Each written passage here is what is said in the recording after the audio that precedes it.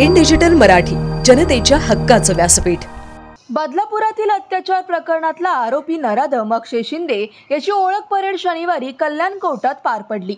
यावेळी पीडित चिमुकल्या मुलींनी नराधम अक्षय शिंदे याला ओळखलं।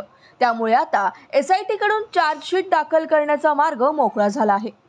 शुक्रवारी न्यायालयाने नराधम अक्षय शिंदे याची ओळख परेड करण्याची परवानगी एसआयटीला दिली होती। त्यानुसार शनिवारी अक्षय शिंदे याला तळोजा जेलमधून कल्याण कोर्टात आणण्यात आलं।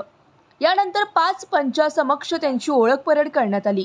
हे पंच आणि पीडित मुली एकमेकांना ओळखत नव्हते। या पंचासमोर काठीवाला दादा म्हणत दोन्ही पीडित मुलींनी अक्षय शिंदे याला ओळखलं।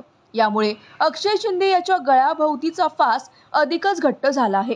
आता एसआयटी कडून या प्रकरणात लवकरच चार्जशीट दाखल केली जाणार असून या प्रकरणाची सुनावणी फास्ट ट्रॅक कोर्टात घेतली जाणार आहे।